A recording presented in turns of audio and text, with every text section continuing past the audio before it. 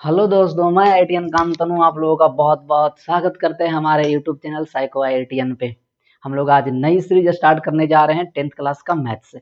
और इसमें हम लोग एनटीएससी का सिलेबस और चाहे ओलंपियाड का सिलेबस और चाहे एक बुक आता है, आप उसका नाम सुने होंगे, नहीं सुने होंगे तो हम बता देंगे। पियर्सन करके एक बुक आता है, पियर्सन आईआईटी फाउंडेशन करके। वो 10th क्लास का आप पिकअप बुक लेंगे, वो हम आपको बताएंगे आज। वह बुक के जितने भी सिलेबस होंगे वो सब कुछ हम लोग डिस्कस करने वाले हैं। तो चलिए जल्दी से आज हम लोग सिलेबस डिस्कस करते हैं। तो मेरा नाम है कांतनु, आईआईटीएन कांतनु, फिर काहे लिखे, और आप देख रहे हैं साइको आईआईटीएन। और आज हम लोग पढ़ेंगे का करा, पढ़ना उड़ना कुछ नहीं, आज हम लोग पहले सिलेबस डिस्कस कर लेते हैं। हम आपको का पढ़ाएंगे, ठीक है। देखिए, एक बात बताइएगा, अगर आप देखे होंगे एनसीईआरटी का सिलेबस, तो एनसीईआरटी का सिलेबस सबसे पहला सिलेबस लिखता है नंबर सिस्टम। हम लोग नहीं करेंगे, करा हो गया गड़बड़।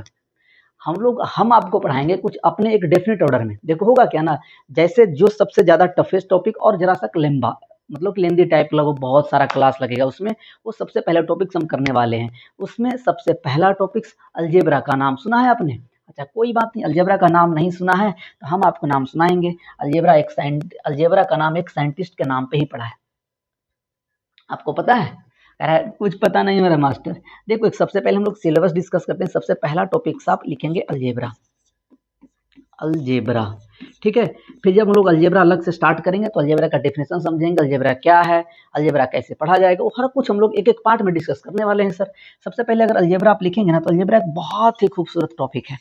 आज हम लोग ब्रीफली में हल्का हल्का चीज हम पढ़ाते जाएंगे। जैसे अगर अलजेब्रा होगा क्या ना, अलजेब्रा में हम लोग वो सब चीजें पढ़ते हैं कि मैथमेटिकल एक्सप्रेशन होगा, वो जो कोई फिजिकल क्वांटिटियां को एक दूसरे क्वांटिटी से आपको वो रिलेट कर रहा होगा, ठीक है।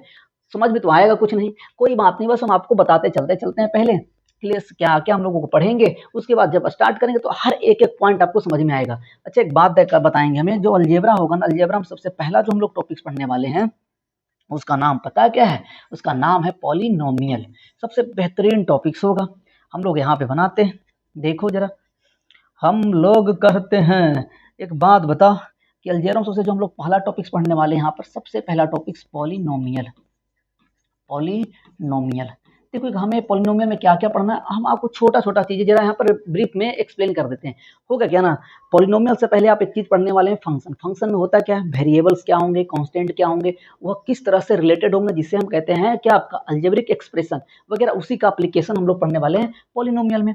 इसमें आप दूसरा टॉपिक्स पढ़ने वाले हैं linear equation in two variables. Linear equation, linear equation into variables, into variables. आज कैसे कैसे आप हम लोग पढ़ेंगे, वो हर कुछ हम आपको बताएंगे। आपको बुक कौन सा लेना है, आपको बुक कौन कौन सा फॉलो करना है, हम जो आपको असाइनमेंट देंगे, वो असाइनमेंट आपको कैसे बनाना है, वो हर कुछ हम आपको बताएंगे। अच्छा, लिनियर इक्वेशन इनटू वेरिएबल क्या होगा कि एक ऐसा कोई एक एक्सप्रेशन होगा जिसमें दो दो वेरिएबल होगा। आपको पता है कि पॉलिनोमियल कुछ और नहीं, जैसे अगर 3x+2 कहते हैं तो एक पॉलिनोमियल है, वेरिएबल x, 3y+4 कहते हैं तो एक पॉलिनोमियल है y में। अगर उसी तरह से अगर हम आपको यहाँ पर दो वेरिएबल में अगर पॉलिनोमियल लिखना हो तो 3x+2y अगर लिख दें तो ये क्या हो जाएगा, एक पॉलिनोमियल है, या कह सकते हैं कि एक polynomial in variable x and y में है आपका।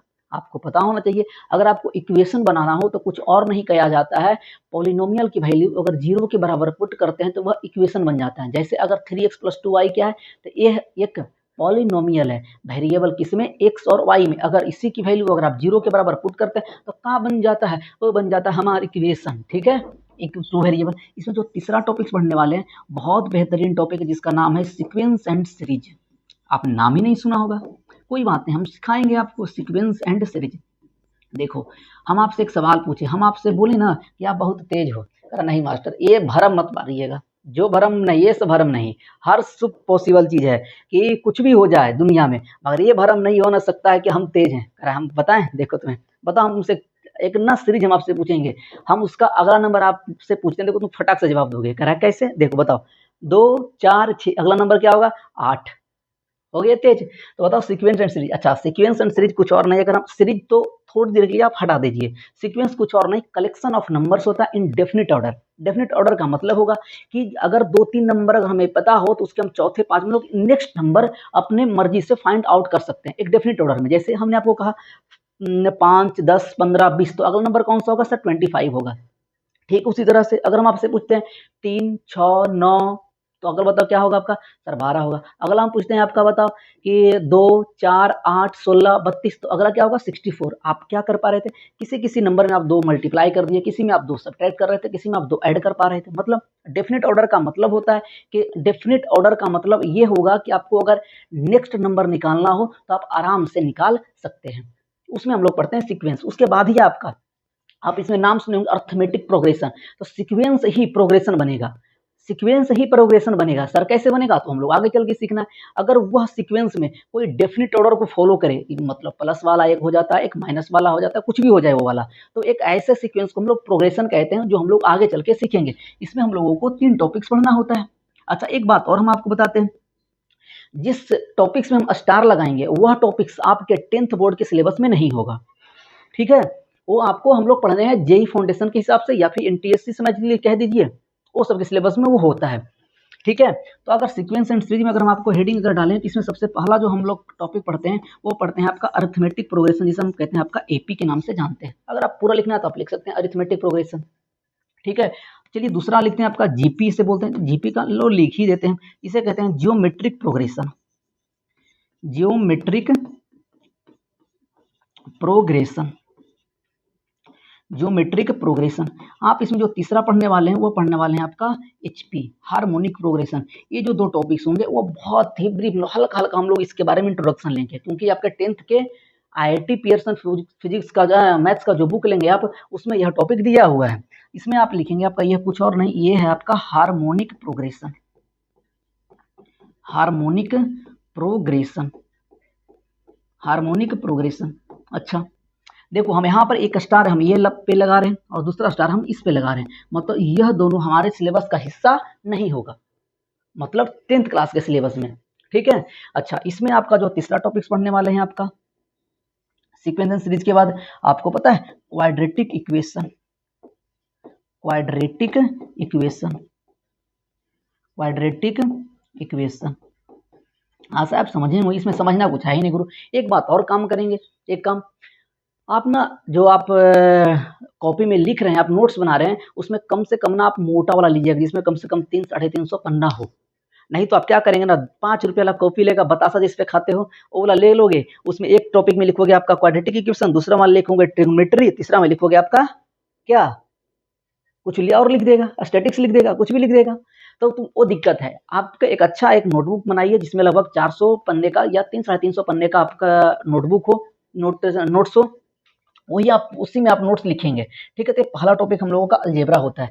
दूसरा टॉपिक आप यहाँ पर लिखेंगे, जो हम लोग का दूसरा टॉपिक इसमें पढ़ने वाला है, पता है आपको क्या पढ़ने की? सबसे पहले बात, अलजेब्रा के बाद हम लोग तुरंत स्टार्ट करने वाले हैं ट्रिग्नोमेट्री। ट्रिग्नोमेट्री बहुत ही बेहतरीन टॉपिक्स होगा। जैसे ट्रिग्नोमेट्री होता क्या है हम आपको बताते हैं। देखो एक बात बताना, अगर कोई ट्रायंगल हम आपको दे दें, अगर तीनों साइड दे दिया है, तो आप वहां से पेरीमीटर निकाल लेते हो, आप एरिया निकाल लेते हो, हाँ या ना। मगर हम आपको कहते हैं ना, कोई एक ऐसा ट्रायंगल जिसमें आपको कोई एक एंगल हम दे दें और 2 साइड दे दें।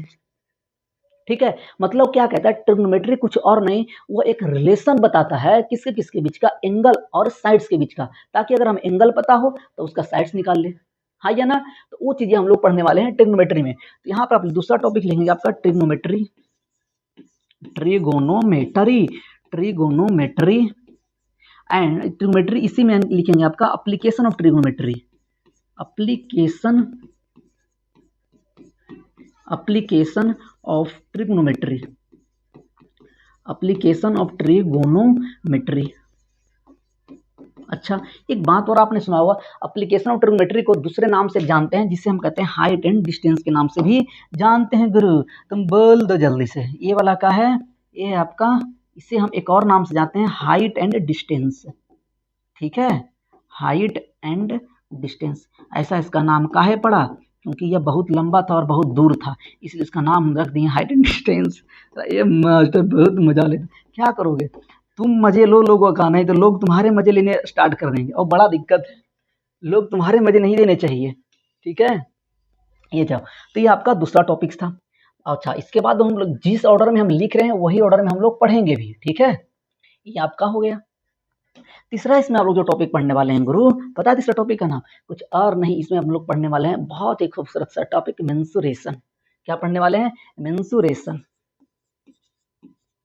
मेंसुरेशन। ठीक है। अच्छा, अब मेंसुरेशन से देखो, मेंसुरेशन में कुछ और नहीं आप पढ़ेंगे, इसमें एरिया वगैरह पढ़ेंगे, कुछ और पढ़ेंगे, मतलब एरिया और पेरीमीटर वाला चीज इसमें पढ़ते हैं। आपको आपको पता है कि मेंसुरेशन को हम लोग दो पार्ट में बांटते हैं। कब का? एक का नाम है आपका two dimensional mensuration, two dimensional two dimensional two dimensional mensuration, two dimensional mensuration. अच्छा, एक बात और हम आपको बताएं, जब हम लोग ये कवर करेंगे ना, तो आप इंडिया का सबसे बेस्ट इंस्टीट्यूट जो आपका 10th पढ़ाता हो, ठीक है, पढ़ाता, उसका असाइनमेंट मतलब मटेरियल आप ले लेंगे, उसके मटेरियल से आप एक एक सवाल खुद से खुद बना लेंगे। ठीक है, इस बात की गारंटी हम देते हैं। अगर गारंटी दे रहा है मास्टर, अगर नहीं बनाना तो हम तुम पे FIR कर देंगे, हम सुप्रीम कोर्ट चल जाएंगे, देख लेना तुम। हाँ, मतलब 2D मेंसुरेशन। और जो आपका दूसरा इसमें हम लोग पढ़ने वाले हैं, उसमें पढ़ते हैं हम लोग, इसे कहते हैं three dimensional mensuration, three dimensional mensuration, three dimensional mensuration. अच्छा, एक बात और हम आपसे पूछें, देखो एक बात बताओगे, टू डायमेंशनल मेंसुरेशन को हम लोग लिखते हैं आपका 2D मेंसुरेशन, शॉर्ट में कुछ इस तरह से लिखा करते हैं, 2D मेंसुरेशन। ठीक है, इसको हमें प्यार से बुलाते हैं 2D, इसको प्यार से हम बोलते हैं 3D। ओ चश्मा वाला जो तुम मूवी देखने जाता है ना, 3 डायमेंशनल करा, ए मास्टर वही है? नहीं, देखो एक बताते हैं, टू डायमेंशनल मेंसुरेशन क्या होगा। टू डायमेंशनल में हम लोग फिगर प्लेन फिगर के बारे में पढ़ते हैं। ये क्या है, यहाँ पर आप लिखेंगे आपका स्टडी अबाउट, कौन से लिख दें, स्टडी अबाउट अबाउट 2D, या 2D फिगर बोलिए, और 2D फिगर कुछ और नहीं, प्लेन फिगर को ही कहा जाता है। तो 2D फिगर, या आप यहाँ पर कहेंगे आपका प्लेन फिगर।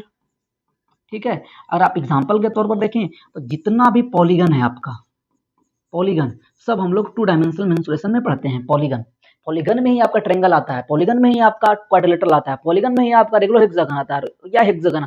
और जितने भी आपके 2D फिगर है, हम लोग टू डायमेंशनल मेंसुरेशन में डिटेल्स से पढ़ने वाले हैं। अच्छा, 3D मेंसुरेशन में देखिएगा, 3D मेंसुरेशन में हम लोग बहुत ही, ये आपका क्या है, it is the study, it is the study का बात करते हैं master, it is the study about 3D figure, 3D figure. अच्छा देखो, 3D फिगर और 2D फिगर का मतलब समझिएगा।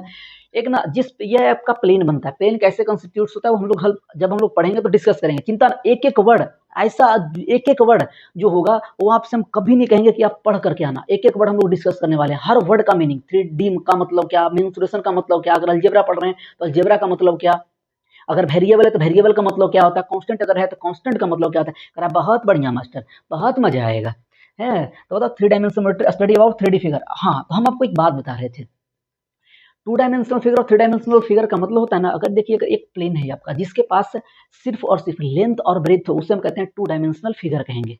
ठीक, लेंथ और ब्रेथ, जैसे आपका देख लो, अगर इस बोर्ड की अगर बात करो, तो बोर्ड के पास लेंथ ब्रेथ के साथ साथ थिकनेस भी है, अगर थिकनेस बहुत कम कर दो तो ये आपका टू डायमेंशनल एक प्लेन बन जाएगा। और इस प्लेन में आपका, अगर हम देखो, अगर ट्रेंगल बनाते हैं, तो अगर ट्रेंगल को हम ये बनाया, और अगर इससे हम प्लेन से अगर ऐसे हम हाथ रखते हैं इस पे आपका, तो मेरा हाथ और इस हाथ के बीच में कोई गैप नहीं बचेगा। मतलब यह फिगर जो है आपका, यह प्लेन में क्या हो गया, कंटेन कर लिया गया। जबकि अगर एक बॉल लाई आप, बॉल को यहाँ पर रखिए आपका, क्या अगर बॉल को ऐसे आप रख के बीच में अगर हाथ से अगर रखते हैं, तो क्या आप यह प्लेन और इस प्लेन के बीच के हमारा हाथ टच कर पाएगा? नहीं, हम दोनों के बीच में गैप आएगा।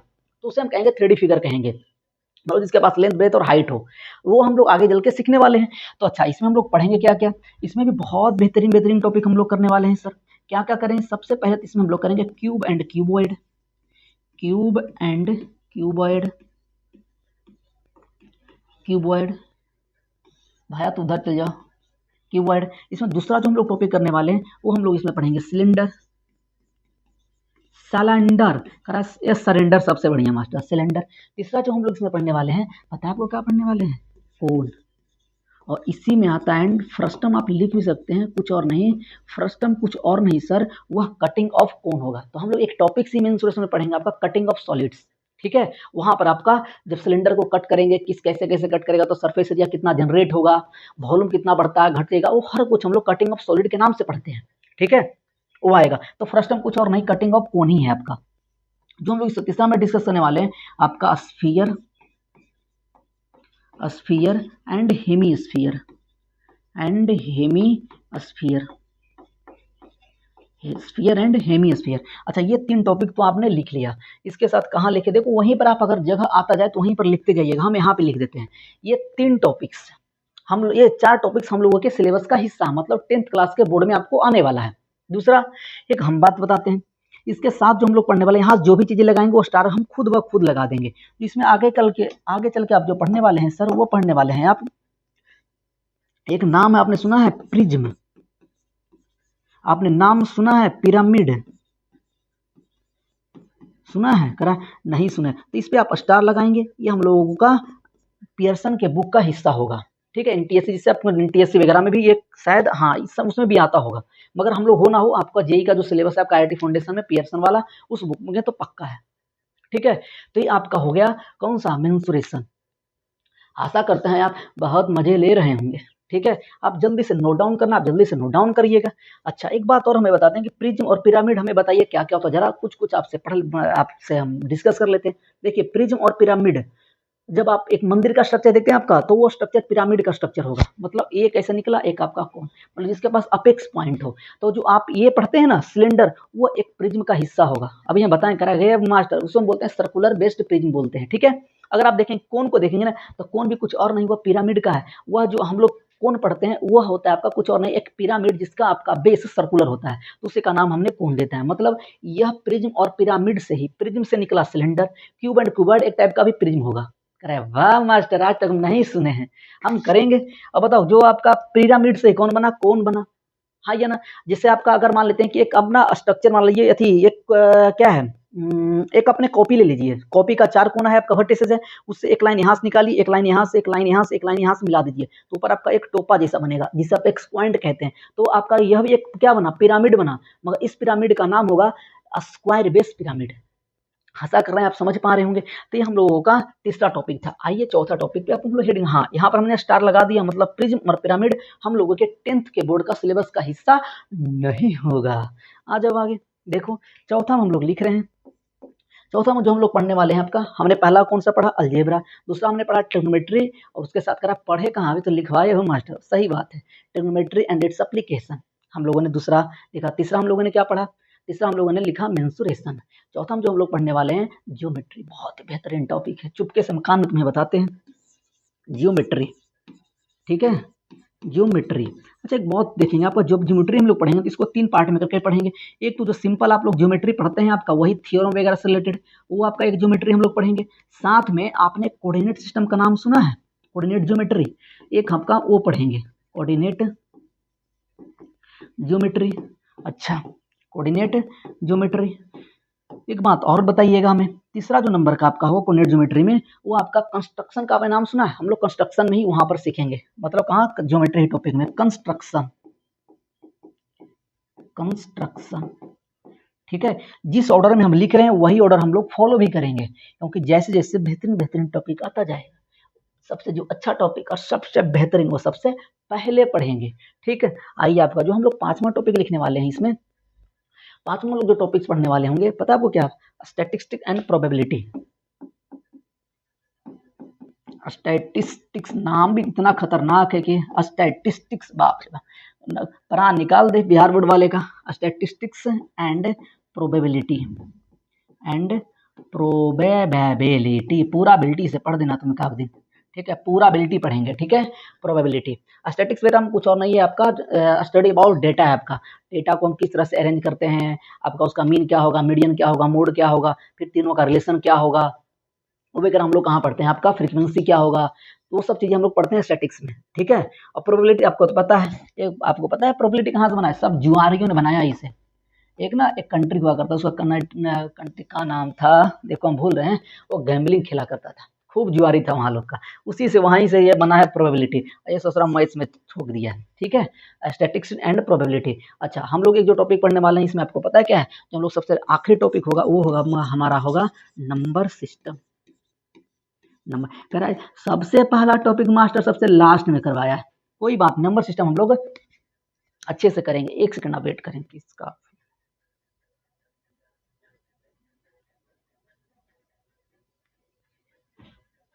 ठीक।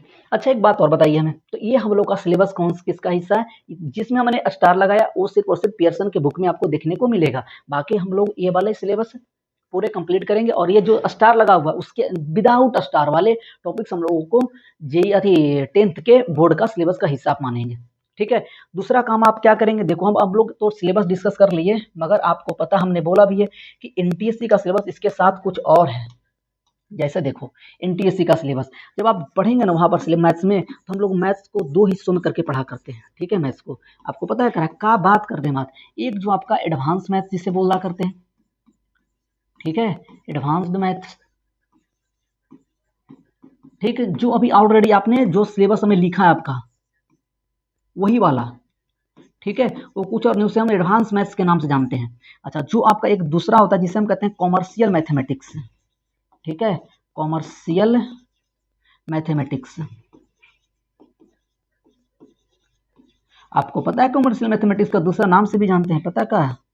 बता दो हमको। कहा नहीं बताएंगे, कोई बात नहीं, हम तुमको बताते हैं ना, इसका सिलेबस हम लोग हिस्सा लिखते हैं। और देखो आपका ये तो हम जो आपको बताते हैं कि जब हम ये वाला चीज लिख रहे हैं तो ये वाला आपका तो अति सॉरी इसी पर स्टार क्यों लगा दिए, ये वाला जो आपका यह सिर्फ और सिर्फ एनटीएससी वगैरह के सिलेबस में आएगा, जैसे प्रॉफिट एंड लॉस हो गया, प्रॉफिट एंड लॉस, फिर आप पढ़ेंगे इसमें परसेंटेज वगैरह, ये सब टॉपिक्स आप हम लोग पढ़ने वाले हैं कॉमर्शियल मैथमेटिक्स में। देखो हम लिख भी देते हैं आपका, जरा कुछ टॉपिक्स में कौन कौन से पढ़ेंगे। सबसे पहला टॉपिक जो हम ये खत्म करने वाले हैं परसेंटेज।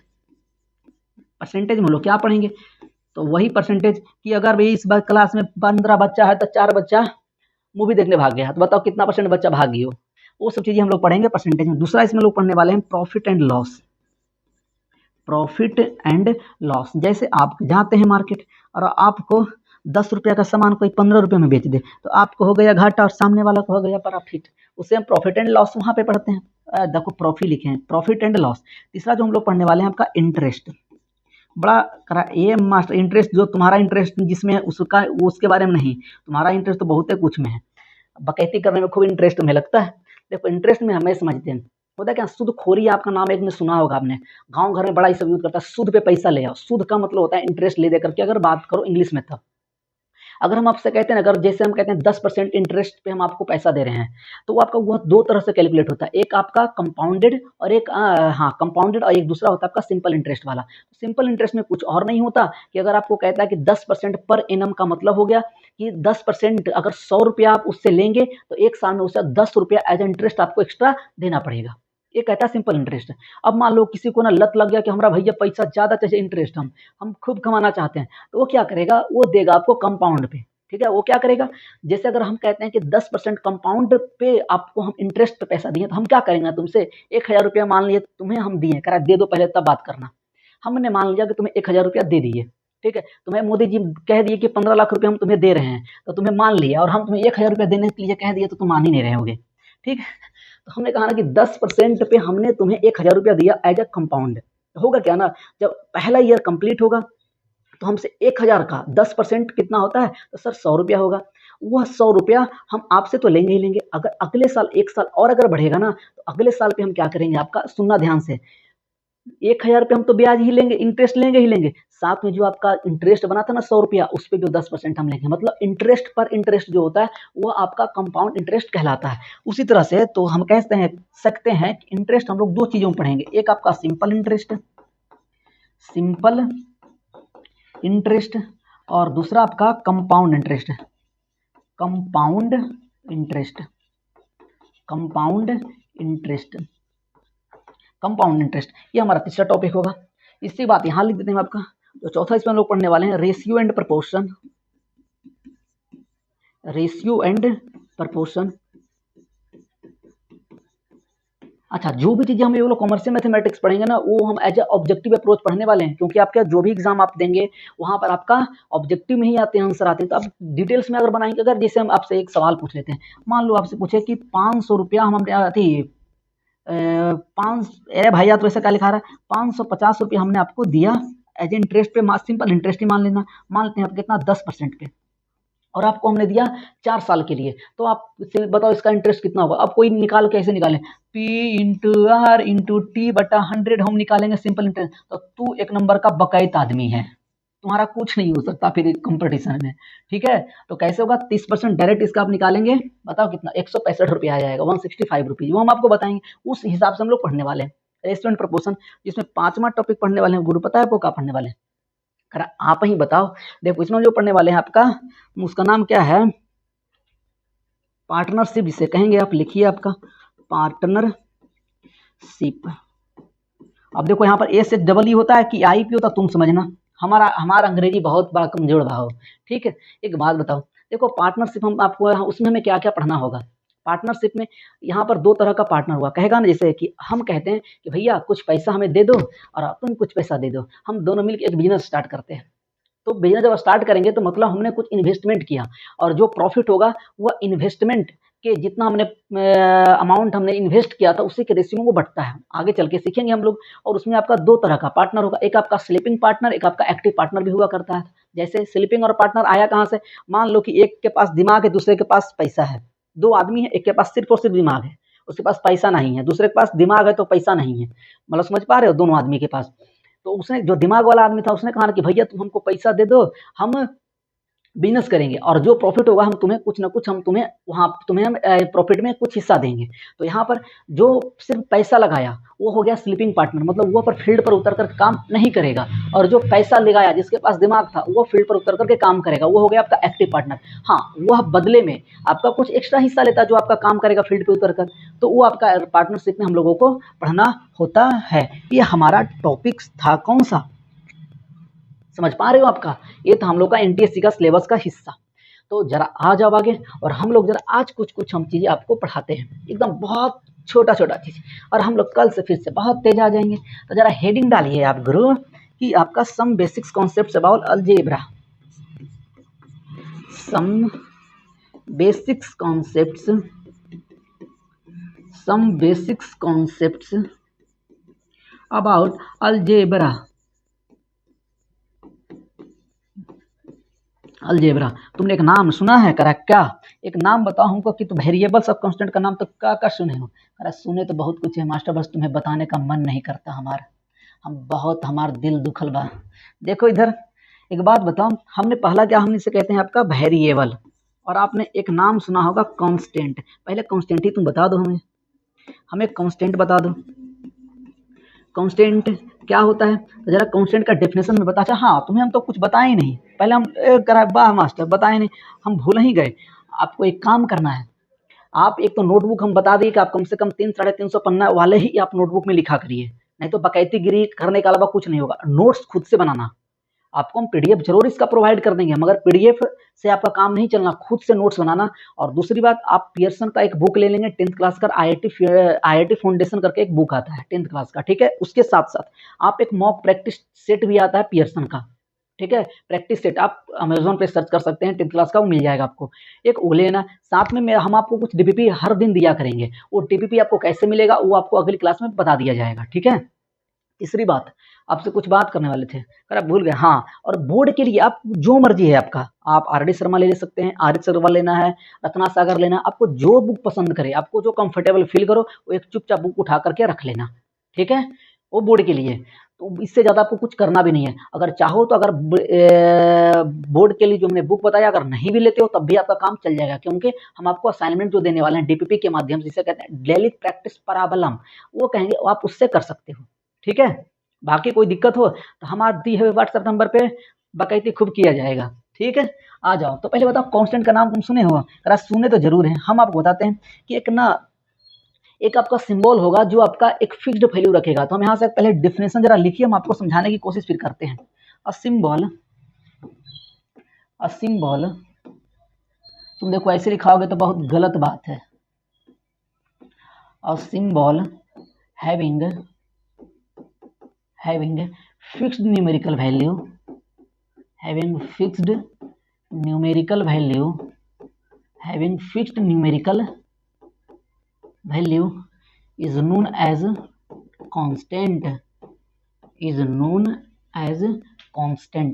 अब देखो एक बात बताना, कांस्टेंट का मतलब सिर्फ और सिर्फ न्यूमेरिकल वैल्यू नहीं होगा। अभी हम आपको बताते हैं, जैसे एग्जांपल हम आपसे लेते हैं, सर अगर हम आपको -5 बोले, -5/3 बोले, 5 बोले, 3 बोले, 2 बोले, -1 बोले, आपका ये सब हमारे क्या है, कांस्टेंट ही है। मतलब अगर आज 5 है तो इसका सब दिन वैल्यू 5 ही रहेगा, ये 5 बदल के कल 6 नहीं हो जाएगा, ये कांस्टेंट वैल्यू है। मगर समटाइम्स आप क्या देखेंगे ना कि आपको जो कांस्टेंट वैल्यू होगा वो किसी सिंबल के फॉर्म में मिलेगा। तो यहाँ पर एक नोट पॉइंट लगा करके आप लिखेंगे, समटाइम्स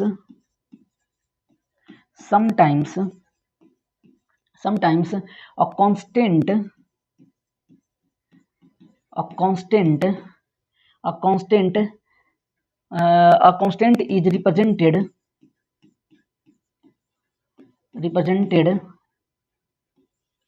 सही लिखे ना, REPRES, हाँ सही लिखे, is represented by some symbol other than numerical value, symbol other than numerical value. हम इसका मतलब समझाते हैं आपको, other than numerical value, other than numerical value.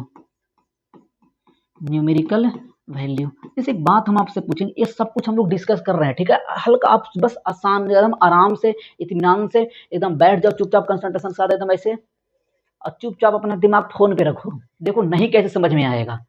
तो मैं इस बात की गारंटी हम लेते हैं गुरु ना कि अगर आप लगभग 1.5 महीने हमसे बस जुड़ जाइए, कम से कम 1.5 महीने, जब तक अलजेब्रा खत्म नहीं हो जाता, आप कोई भी असाइनमेंट से, जो आपका बेहतरीन से बेहतरीन इंस्टीट्यूट का असाइनमेंट होगा, आप एक एक सवाल, लगभग 90% सवाल आप खुद से, टफ वाला हम बुक की बात कर रहे हैं असाइनमेंट का, वो आप बना पा रहे होंगे, इस बात की गारंटी हम लेते हैं, ठीक है। हाँ, करने में जैसे हम एग्जाम, इसको हम एक्सप्लेन करते हैं। अब ना एक बात हमें बताएं, जैसे देखो आप ना अभी ये चीज हम लिख रहे हैं y directly proportional to x लिख रहे हैं। अब ये डायरेक्टली प्रोपोर्शनल क्या होता है, ये मत दिमाग लगाना, जहां पे आएगा वहां पर हम बताएंगे, ठीक है। जब यह साइन आप हटाते हैं तो यहाँ पर आपको पता है कि एक कांस्टेंट लिखा जाता है kx। तो देखो यहाँ पर कभी यह कांस्टेंट को हमने कैसे, क्या चीज से दिखा दिया है, k से दिखा दिया है। तो आपका क्या है here, k is any constant, k is any constant, इसको हम नाम देते हैं, आपका पता है क्या, इसी को कहते हैं नोन एज प्रोपोर्शनलिटी कांस्टेंट। और क्या होता है आगे चल के सीखना है, ठीक है, known as proportionality constant, proportionality constant, ठीक है, प्रोपोर्शनलिटी कांस्टेंट, ये आपको कहलाता है। तो होगा ये वाला। अच्छा, दूसरा आप नाम लेंगे वेरिएबल का होता है, आप जल्दी से लिख लेंगे आप, ठीक है। आज हम लोग कुछ कुछ तो पढ़ेंगे सर, तभी हम आपको छोड़ने वाले हैं। दूसरा आप लिखेंगे वेरिएबल क्या होता है, वेरिएबल लिखना, a symbol which may assigned, a symbol which may assigned different value, different values लिख देंगे आप, different values। अब आपको समझने के लिए हम एक एग्जांपल ले हैं, अरे हाँ मास्टर ले लीजिए, बहुत बढ़िया रहेगा, हम आज नहीं तो जिंदगी बर्बाद हो जाओगे। देखो इधर, ये रहा इधर, देखो जैसे हम एग्जाम आपने पढ़ा होगा एग्जाम्पल में, आप बताओ कि आपने area of volume of sphere क्या पढ़ा है आपने, बताओगे हमें, volume of sphere. Sir volume of sphere हम पढ़ करके आए हैं, कुछ कुछ, अरे नहीं पढ़े कोई बात नहीं, हम मान लेते हैं कि आपको नहीं आता है, फिर भी 4/3 पाई आर क्यूब होता है, ये मान लेना, पर सकते, ठीक है। देखो अगर बताओ यहाँ से हियर, अगर हम पूछे आपसे बताओ कांस्टेंट कौन कौन सा चीज था, तो कांस्टेंट ऐसा का मतलब ना कि जिसके लिए, जैसे आप अगर रेडियस अगर 5 मीटर का हो तब उसके लिए वॉल्यूम निकालते हैं, तो सिर्फ बदलता कौन था यहाँ, रेडियस, बाकी 4/3 और पाई क्या रहता था, कांस्टेंट रहता था। तो यहाँ पर आप बताओ कांस्टेंट कौन कौन सा हो गया, 4/3 कांस्टेंट हो गया, और आपका एक पाई कांस्टेंट हो गया। यहाँ पर वेरिएबल्स कौन है आपका, वेरिएबल कौन है आपका, तो बोलोगे सर आपका रेडियस है, आपका वेरिएबल है, क्योंकि अलग अलग रेडियस का वैल्यू ही तो बदल रहा था उसी तरह से। और अगर हम आप एग्जांपल लेते हैं, बताओ आपका एरिया ऑफ रेक्टेंगल आपने क्या पढ़ा है, एरिया ऑफ रेक्टेंगल, ये सब मेंसुरेशन में आएगा, फॉर्मूला अगर नहीं भी आता है तो कोई बात नहीं, यहाँ पर चुपचाप आप लिख लिया करेंगे। बताओ क्या होता है, एरिया ऑफ रेक्टेंगल होता है L इंटू बी, मतलब लेंथ और ब्रेथ। यहाँ पर देखो दोनों ही आपका, ये भी क्या आपका वेरिएबल है, वेरिएबल है, और बताओ ये भी का हमारे पास, ये भी वेरिएबल है, ये ब्रेथ है आपका, वेरिएबल है, समझ पा रहे, मतलब जिसका वैल्यू अलग अलग बार अलग अलग रखे। जैसे अगर कोई आपका रेक्टेंगल होगा जिसका लेंथ 5 मीटर, ब्रेथ आपका 10 होगा, तो वहाँ पर एरिया 50 लिख रहे होंगे। उसी तरह से अगर लेंथ का वैल्यू अगर 2 कर देते हैं, ब्रेथ का वैल्यू आपका 4 कर देते हैं, एरिया कुछ और होगा। तो मतलब ये आपका वैल्यू वेरिएबल था। अच्छा, अब हमें एक चीज समझने वाली बात है यहीं पर हम लिख रहे हैं कि ना वेरिएबल जो होंगे ना आपका वह दो टाइप्स का होगा। पता है आपको? कारण पता होगा तब भी नहीं बताएंगे। देखो आपका एक बात बताओ तुम हमें कि जो वेरिएबल्स हमारे होंगे ना आपका वह दो टाइप्स का होगा। यहाँ पर लिखेंगे आपका वेरिएबल्स, एक आपका डिपेंडेंट वेरिएबल्स, एक आपका independent variables. Dependent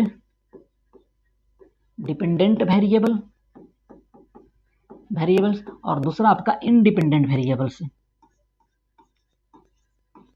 independent variables,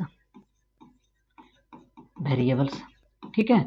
तो इधर एक एक पॉइंट बस लिखते चलेंगे आप आराम से। तो जरा बताओ हमें यहाँ से, तो हमको एकदम चुपके से बता दो सर कि हमने क्या कहा कि वेरिएबल्स हमारे दो टाइप का था। वेरिएबल्स कौन कौन आपका, एक आपका क्या बोलोगे जल्दी से बताओ, एक आपका डिपेंडेंट वेरिएबल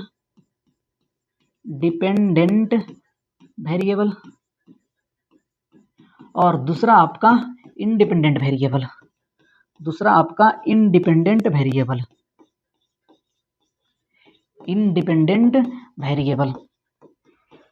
तो हमको एक बात बता दो चुपके से कि तो अगर तुमसे हम पूछे बताओ कि डिपेंडेंट वेरिएबल का डेफिनेशन हम पूछे तो क्या होगा। डिपेंडेंट का मतलब ही समझ रहा है, जैसे तुम बताओ डिपेंडेंट पर्सन हो, कैसे कह रहा देखो तुम अपने मम्मी पापा डिपेंड कर रहे हो, तुम किसी और पे भी डिपेंड कर रहे हो, कर रहे हो कि नहीं कर रहे हो। कह रहा मास्टर बहुत मजा लेता है तुम हमारा। देखो बताओ डिपेंडेंट वेरिएबल का मतलब होगा कि whose value the value of variables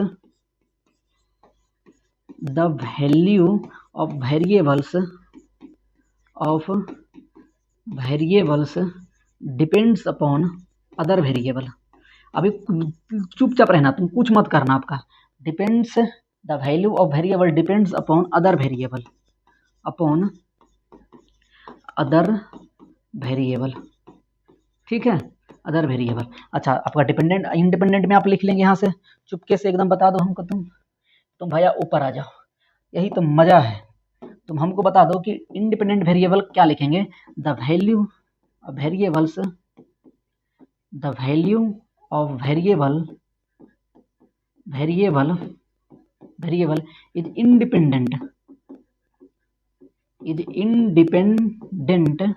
is independent from other variable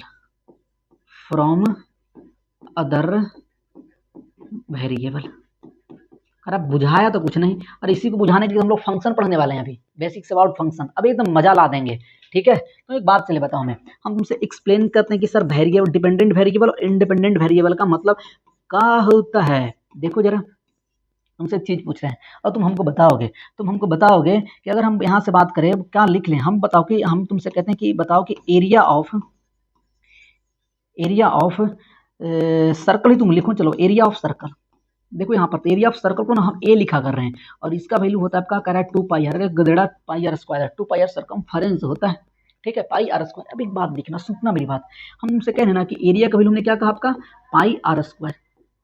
अब देखो तुम क्या करोगे, अलग अलग आर का वैल्यू रखोगे, अरे रखोगे नहीं रखोगे, जैसे देखो आपका अगर आर का अलग अलग वैल्यू रखोगे तो उसके लिए एरिया का वैल्यू अलग अलग आएगा क्योंकि पाई तो कांस्टेंट है। तो देखो बताओ अगर आर का वैल्यू अलग, आर का वैल्यू 1 रखोगे तो एरिया का वैल्यू 1 पाई आएगा, अगर आर का वैल्यू 2 मीटर रखोगे तो 4 पाई आएगा, अगर 3 रखोगे तो 9 पाई आएगा, अगर 4 रखोगे तो 16 पाई आ रहा।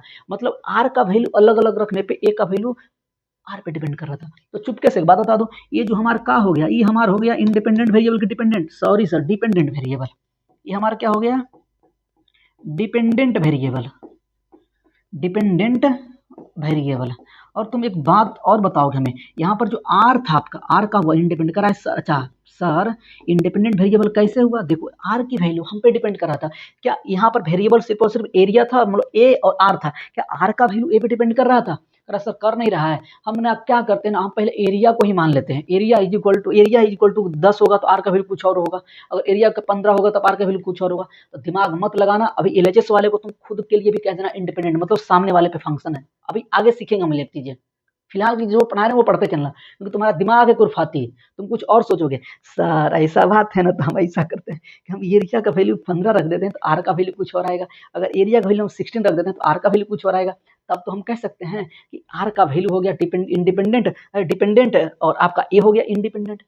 तो दिमाग अभी मत लगाना, पिछला फिलहाल इतना रखना कि एलएचएस वाला को हम आर बस सामने वाले पे डिपेंड करवाते हैं, ठीक है। ऐसा क्यों करेंगे, काहे करते हैं, ये तुम्हारा हर जवाब हम देंगे। Independent independent variable. समझ पा रहे हो हमारा बात? अच्छा, और जैसे आपका एग्जांपल और ले लें हम आपका, तो और हम एग्जांपल लिख लेते हैं। तुमने पढ़ा होगा, क्या तुम पढ़े होगे, बता, तुम देखो पढ़ते हैं, तुम नहीं पढ़ा होगा, हम जानते हैं, टोटल सरफेस एरिया, ये तुम 9th में तो गुठली मार के आए हो, total surface area of hemisphere. एक अगर ना भी आए ना तो कुछ बात नहीं है, ठीक है, ये सब चीजें हम लोग पढ़ने वाले हैं। ये आप तू बोलोगे 2πr², नहीं 3πr² होता है, ठीक है। और सॉलिड की हम बात कर रहे हैं आपका 3πr²। तो अगर सरफेस एरिया को अगर हम एस लिख देते हैं सर, तो यहाँ पर आप 3πr² लिख पा रहे होंगे यहाँ पर। अब एक बात होता चुपके से जरा में, कि जो मेरा एस आपका था ये वाला, तुम हमको बता दो कि ये क्या है, ये है आपका इंडिपेंडेंट वेरिएबल। ये देखो क्या हुआ, मतलब कुछ भी हो जाता है अचानक से। मतलब आपका क्या है, आपका ये आपका है डिपेंडेंट वेरिएबल, डिपेंडेंट वेरिएबल। और ये क्या है यहाँ पर आर आपका क्या है, आपका डिपेंडेंट कि इंडिपेंडेंट, जल्दी से बोलो, आपका independent variable, sorry sir, independent variable. अब ना कभी कभी देखो तुम, एक चीज और हमें तुम्हें बताते हैं, जल्दी से यहीं पे एग्जांपल ले लेते हैं सर, चुपके से एकदम। एक बात बताना हमें जरा, एग्जांपल में तुमने पढ़ा है आपका वॉल्यूम ऑफ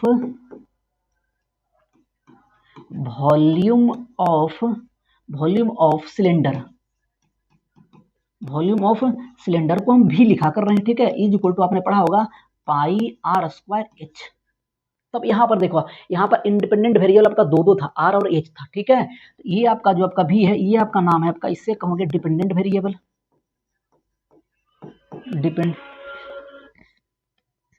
डिपेंडेंट वेरिएबल। एक सेकंड, हेलो,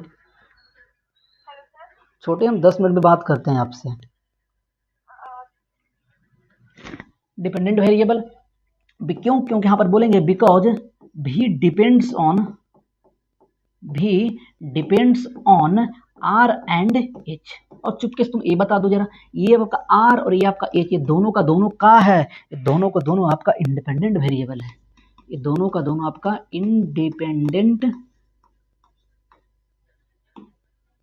इंडिपेंडेंट वेरिएबल, ठीक है। अच्छा, यहाँ तक आप नोट डाउन करेंगे अच्छे से, कोई दिक्कत हो तो हमें आप मैसेज करेंगे। अच्छा, कोई दिक्कत होगा तो आप इस नंबर पे आप कांटेक्ट हमसे कर सकते हैं। अरे बकैती करने के लिए नंबर नहीं है, ठीक है, हाँ, 8210533760, ठीक है, बकैती करना नहीं है। तो ये आप इस पे हमें कुछ डाउट्स वगैरह रहेंगे, हमें आप भेज दिया करेंगे व्हाट्सएप पे। हम लोग अगली क्लास में पढ़ने वाले हैं बेसिक्स ऑफ फंक्शन खत्म करके तुरंत मुश्किल से 20-25 मिनट का टॉपिक होगा, उसके बाद तुरंत हम लोग स्टार्ट करेंगे पॉलिनोमियल, और बहुत मजे से पढ़ेंगे। तब तक के लिए आप अपने दोस्तों को, यार दोस्तों को भेज दिया जरा करो, लिंक शेयर कर दो, अगर हम ही मत भेज दो, बता दिया करो, अगर आपको अच्छे से पढ़ना है तो आप हमसे जुड़ सकते हैं। तब तक के लिए bye bye, take care, bye.